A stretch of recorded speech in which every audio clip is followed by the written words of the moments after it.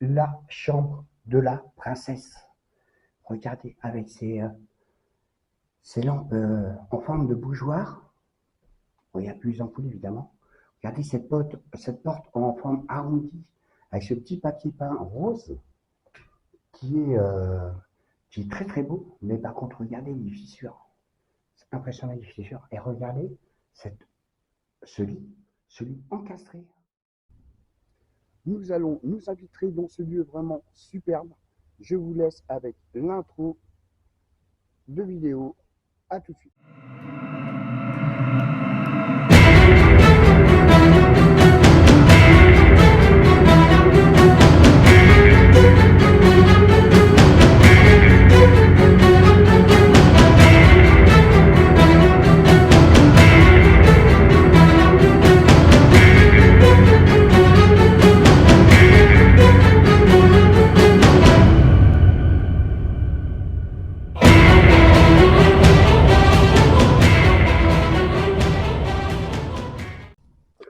Voilà, chers amis, nous allons bientôt commencer cette exploration. Il s'agit de ce haras abandonné. J'ai emmené plusieurs de mes amis, c'est-à-dire Curiosité Mystère et Sud France. Aujourd'hui, je suis accompagné de mon ami Rodolphe, qui se trouve juste là, et qui vient d'ouvrir sa chaîne YouTube. C'est Manoir Urbex. Tu as peut-être quelque chose à dire? J'ai rien à dire, il faut s'abonner, il faut liker. Voilà, tout est dit. Donc nous allons commencer la visite de ce lieu et je ferai un direct en compagnie de Rodolphe pour une petite enquête paranormale, car je t'ai déjà venu dans ce lieu. Malheureusement, j'ai quelques soucis de caméra et, euh, et mon urbex et mon enquête para sont passés à la casserole. Donc on va les recommencer aujourd'hui. Donc je compte sur vous, regardez bien cette vidéo jusqu'à la fin.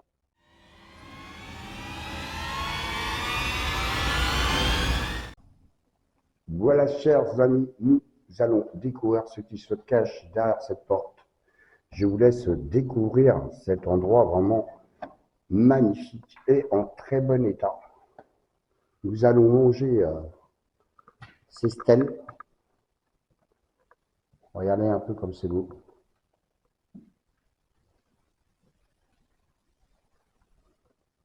Avec ces doubles portes.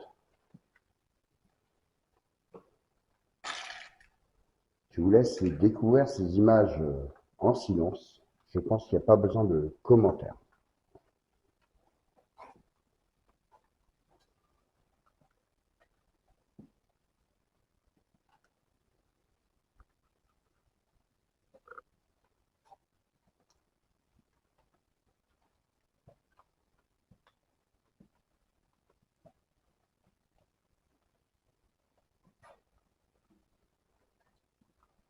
Alors, sur chaque porte, bon, là, c'est pas indiqué, mais il y a le nom, généralement, du propriétaire, le nombre de rations dans la journée, vous voyez, le matin, le midi et le soir.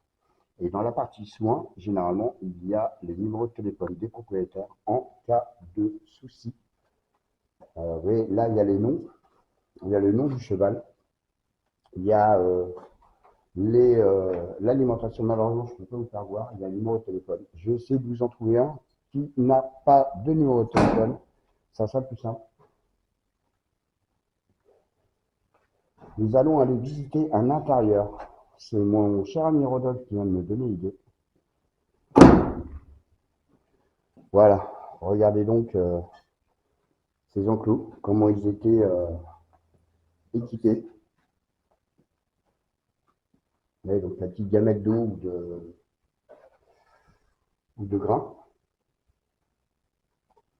Là, nous avons la partie, je pense, qui était abreuvoir. Bon, là, on voit une belle toile d'araignée, c'est tout ce qu'on peut voir. Je pense que c'était l'abreuvoir. Voilà, donc je vous fais un panorama de l'intérieur de cette stèle. Alors, cette vidéo sera faite en deux parties. On aura la première partie avec tout ce qui va être partie écurie. Et vous allez avoir la seconde partie avec la partie habitation de ce haras, des propriétaires, bien évidemment. Alors, je regarde si je vous trouve une affiche. Oui, on en a une là. Je vais vous l'éclairer par contre parce qu'on ne voit pas très bien. Voilà, regardez. Donc là, il y a le nom du cheval, Ultra. Donc il avait droit à 2 rations le matin de granulés, 2 le midi et 2 le soir. Voilà. Voilà à quoi servent ces petites affichettes. Et dans la partie soins, comme je vous ai dit, les 3 quarts du temps, c'est le nom du propriétaire du cheval avec son numéro de téléphone pour pouvoir les joindre en cas de souci. Voilà, donc là, on arrive sur la fin de la partie stèle. Nous allons aller visiter la suite. On se trouve dans le lieu où les propriétaires de chevaux pouvaient entraîner leurs chevaux dans cette immense pièce. Je vous laisse admirer cette pièce tellement elle est immense. Maintenant, elle sert d'abri pour des pigeons. Mais regardez un petit peu cette pièce. C'est hallucinant la grandeur. En plus là, le soleil va bientôt se coucher et nous allons attaquer notre enquête paranormale dans ce lieu, dans le lieu d'habitation, donc dans la deuxième partie d'Urbex. Et vous verrez, il reste énormément de choses dans ce lieu. Nous poursuivons cette visite avec cette partie intermédiaire entre l'écurie et la maison d'habitation. Vous verrez qu'il y a beaucoup de clapiers et juste derrière, je vais vous faire voir, il y a un petit coin où ils avaient fait pousser des pommiers, des poiriers, beaucoup de culture. Alors je pense que ça c'était des petits clapiers, mais après je ne suis pas sûr à 100%. Parce que je les trouve quand même vachement petits. On en a encore de ce côté-là. Voilà. Et vous en avez encore là-bas au fond. Mais bon, je ne vais pas vous faire voir toutes les pièces alors qu'elles sont identiques. Voici donc encore une partie de ce haras. Regardez ce vélo. Il a été carrément démantelé. Alors je ne m'approcherai pas plus dans cette salle, tout simplement parce que regardez bien ce qu'il y a là-haut. C'est un nid de frelons. Je vais m'en approcher un petit peu pour que bien voir. Voilà, donc on va éviter de traîner là et on va passer aux autres pièces. Voici donc tous ces fameux pommiers, ce petit verger d'arbres, donc des poiriers, des pommiers. Vous pouvez voir là-bas, il y a Rodolphe qui est passé devant. Nous allons essayer de traverser ce champ de ronces. On vous emmène voir encore une découverte que nous avons faite. Il s'avère que plus vous passez dans un site d'Urbex, plus vous découvrez des choses que vous n'aviez pas découvert avant. Et bien là, c'est le cas. On va vous faire voir des malles remplis de bouquins de toutes sortes. Alors je suis désolé pour la caméra qui gigote. Comme vous voyez, le chemin est assez compliqué à pratiquer. Alors vous voyez, tous ces sacs sont remplis de bouquins. La seule malle qui est vide, c'est celle du milieu. Les autres sont remplis de bouquins de partout. Lors de mon dernier passage, dans ce sac-là, il y avait une revue technique de la 2 chevaux. Alors je pense que ce bouquin valait une certaine somme, vu qu'il a disparu. Voilà, voilà. Toujours dans les écuries, je vous laisse voir cette pièce qui devait être une petite salle de réception où il devait très certainement recevoir les propriétaires des chevaux. Cet escalier, justement, il mène à la salle que vous avez vue juste avant, la salle d'entraînement des chevaux. Et il y a un perron. Malheureusement, nous n'irons pas, car le sol est en train de nous abandonner. Et regardez cette poutre, ces poutres là-haut, là, avec des vieilles chevilles de bois. Et ce rideau, regardez ce rideau. Il est d'une épaisseur incroyable. Et vraiment dans un ton, j'ai presque envie de dire, de château. Donc voilà, donc je vous fais un panorama de cette salle. Et nous allons avoir fini la partie écurie. Et nous allons passer à la seconde partie. Donc n'hésitez pas à aller voir la seconde partie de cette vidéo.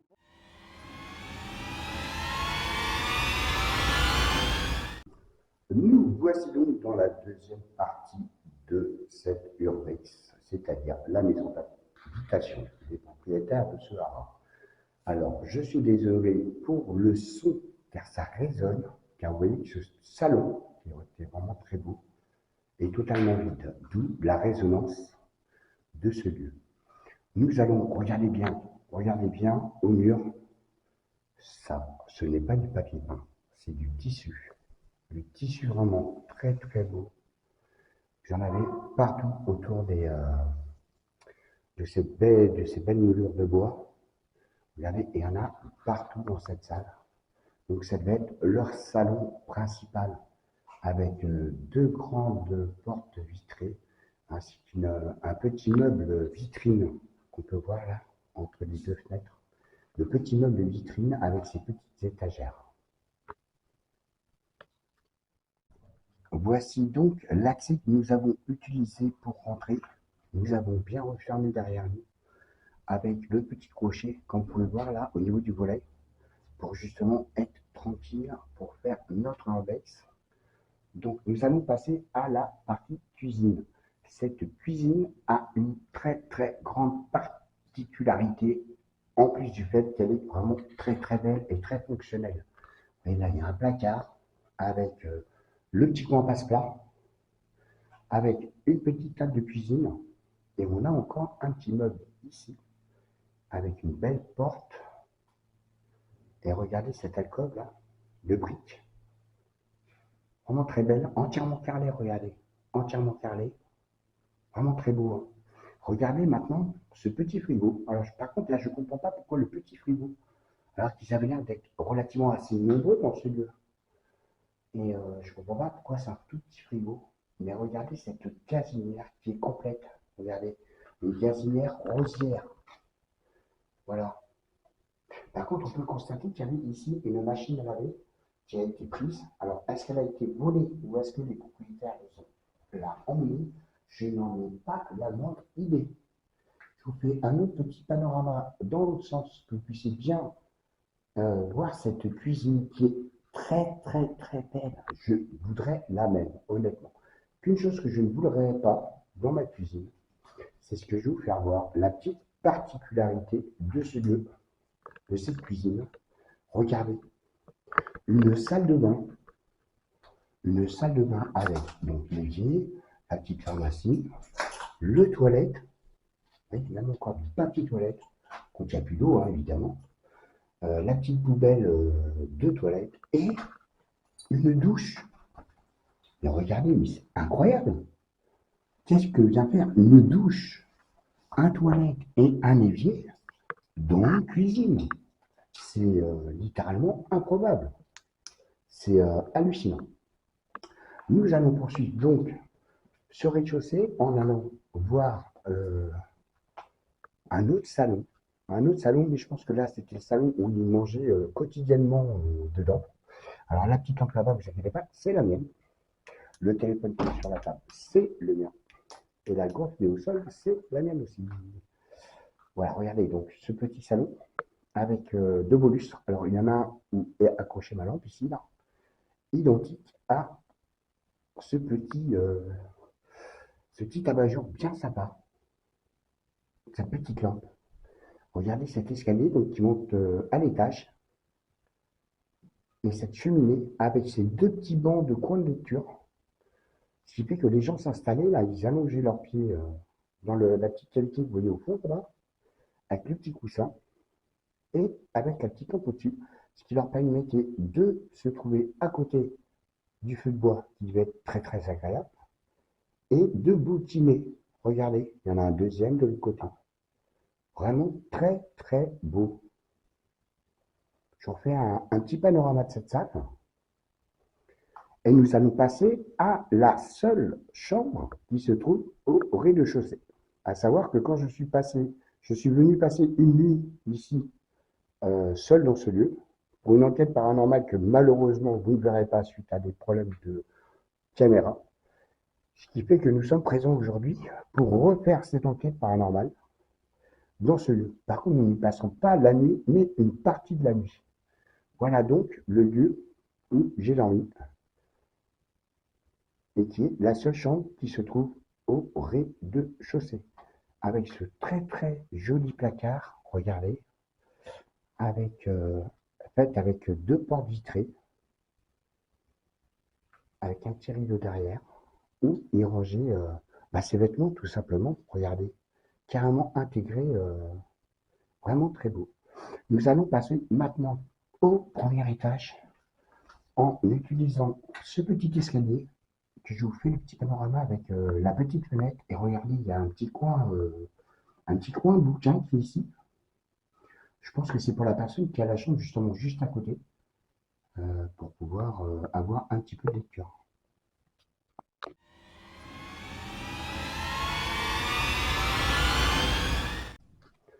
Nous voici donc à l'étage de ce haras. Et voici donc la première chambre de cet endroit. Alors, dans ce lieu, tous les lits sont encore présents. C'est des lits bateaux qui valent très très cher et qui plus est, ils sont intacts. Il y a déjà celui-ci, mais c'est pas le plus beau, c'est pas celui qui vaut le plus cher. Il faut savoir qu'un lit comme ça, complet avec le sommier, ça doit valoir dans les 5 000 euros actuellement chez un recruteur. Regardez, beaucoup de cintres, donc je vous dis, ils sont partis vraiment très très vite. Hein. Ils ont pris tous leurs vêtements, ils ont tout balancé des cintres sur ce lit et ils sont partis comme ça. C'est hallucinant, complètement hallucinant. Ils ont même laissé des encyclopédies. Regardez, même encore les tapis au sol. Ils ont laissé des encyclopédies qui valent une fortune. Regardez ces bouquins. Une encyclopédie universelle. Regardez ça. Incroyable. Hein. Il n'y en a pas qu'une encyclopédie. Hein. On en a un deuxième là, qui est Larousse Sélection. Regardez. Incroyable. Et ils sont en parfait état. Hein. Regardez. Voilà.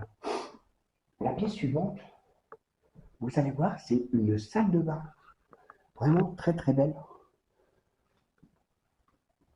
Et très très grande. Par contre, je vais vous mettre de la lumière, parce que je crois de mémoire que c'est assez sombre. Regardez déjà ces placards dans le couloir, avec une petite niche là, une petite alcôve, regardez. C'est pas mal, hein? Et regardez ces meubles là de chaque côté, avec cette petite lampe là, qui est très très sympa aussi. On peut voir là-haut. Ouais, de chaque côté, il y a ces meubles vraiment très beaux.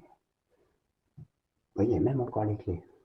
Alors regardez cette salle de bain, entièrement rose. Regardez. Et elle est encore en parfait état. Regardez la vieille lampe des années 60. La lampe du plafond. C'est vraiment une très très ancienne lampe. Regardez, il y a même encore les tapis au sol. Hein. Il y a encore les tapis au sol.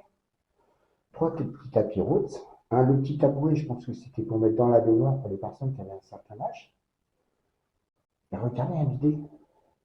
Et ça fait plaisir de voir des salles de bain comme ça, qui n'ont pas été dévastées, quoi, cassées. Leur plaisir, c'est casser les baignoires, justement, les éviers, les bidets, enfin, toutes ces choses-là, c'est leur plaisir. Après, quel plaisir ils en obtiennent, j'en ai pas la moindre idée, mais c'est quand même fou. Voilà, vous voyez, on arrive dans le couloir. On va avoir encore une chambre avant de passer à la fin de cette exploration de cet étage. Regardez, encore un lit bateau, à peu près de la même qualité que celui qu'on vient de voir. Il doit valoir aussi dans les environs de 5 000 euros, parce qu'on peut voir qu'il y a aussi le sommier en dessous. Bon, là, c'était une chambre beaucoup plus petite. Hein. Beaucoup plus petite, beaucoup plus. Voilà, moins cossu. Moins cossu, moins classe, on va dire. Voilà. Donc là, c'est l'escalier par lequel on est arrivé. Regardez tous ces placards qui ont été aménagés juste derrière la porte. Je vais fermer la porte pour que vous puissiez bien voir. Regardez tous ces placards qui ont été aménagés à même le mur. C'est pas mal du tout. Alors, la pièce suivante, je pense, vous me direz, hein, vous voyez là, c'est encore du tissu mural, regardez. Vous avez vu? Regardez celui-là comme il est beau, cette tapisserie murale. Elle est vraiment très très belle, hein. Regardez. Encore du tapis mural. Vous voyez mes doigts? Comment ils sont?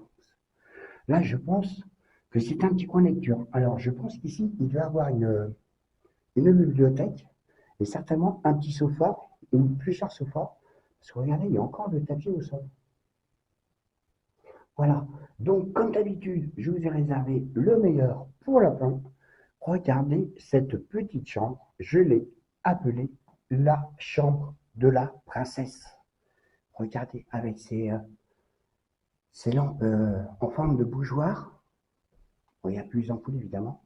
Regardez cette porte en forme arrondie, avec ce petit papier peint rose, qui est, euh, qui est très très beau. Mais par contre, regardez les fissures.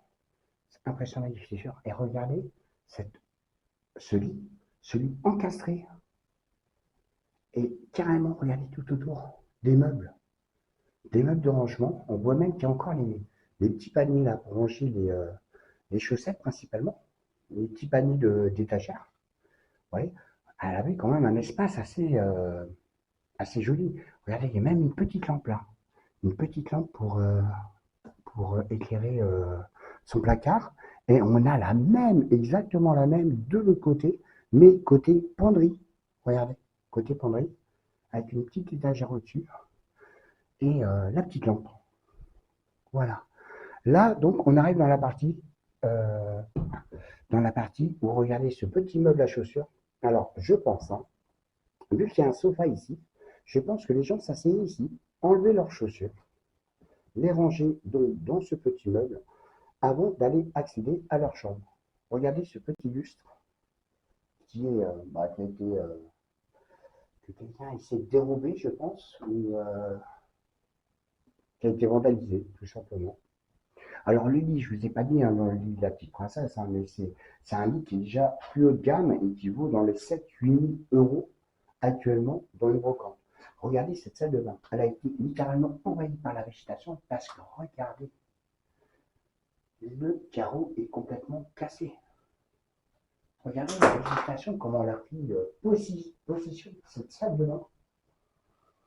Alors regardez, d'où je pense que les personnes avaient un certain âge, c'est que il y a aussi un tabouret qui doit être très certainement mis dans la salle de bain, dans la baignoire, pour pouvoir s'asseoir à l'intérieur. Regardez cette vieille balance aussi. Vous voyez, un évier intact. On voit même qu'il y a encore le savon là-bas. Le petit meuble, pareil, intact. Vous voyez, ça fait vraiment plaisir de visiter des lieux qui n'ont pas été littéralement cassés par la bêtise humaine. Et donc, voici le fameux escalier qu'on m'a emprunté pour redescendre et qui ramène dans le petit salon ouvert. Et voici la dernière chambre et la plus belle. Alors, toute la tapisserie que vous voyez, qui est assortie au rideau, est du tissu Murel. Et le lit qui coûte le plus cher est ici. Il n'est pas en très bon état, par contre, avec ses ferrures et tout ça, ce lit vaut approximativement 10 000 € à lui tout seul. C'est impressionnant, impressionnant. Regardez ce papier peint, comme je vous ai dit, assorti au rideau. Et regardez, chaque côté, on a un porte-manteau. Donc, ils avaient chacun leur petit porte-manteau. Et regardez cette cheminée avec toujours la grille de protection avec des belles gravures dessus. Regardez, je vous en approche. Si bien la voir, avec des belles gravures. Mais avec des anciens radiateurs comme on faisait avant avec un coffrage grillagé de chaque côté. Vous voyez, le deuxième porte-manteau de la deuxième personne. Voilà. Donc si vous avez aimé cette vidéo, comme d'habitude, lâchez un petit pouce, laissez-moi un petit commentaire, ça me fera toujours plaisir. Et si vous n'êtes pas abonné, abonnez-vous. N'hésitez pas, c'est gratuit et ça vous permettra, en déclenchant la petite cloche de notification, des futures vidéos. Et regardez sur la porte, ils avaient installé un miroir. Sympa, hein? Comme ça, quand ils sortaient, une fois qu'ils étaient habillés, eh bien, ils pouvaient se regarder, voir si leur habillement était correct. Donc voilà, donc on redescend ces marches pour revenir au petit salon. Et notre visite s'arrêtera là, chers amis. Voilà, chers amis, j'espère que cette vidéo vous aura plu et vous aura fait plaisir de cette nouvelle expo. Je vous mets comme d'habitude les meilleures photos de cette exploration tout de suite après cette petite vidéo. Pensez à liker, pensez à partager la vidéo, à vous abonner si ce n'est pas encore fait pour soutenir ma chaîne. Je vous en remercie à l'avance et je vous dis à très bientôt pour une nouvelle exploration en votre compagnie.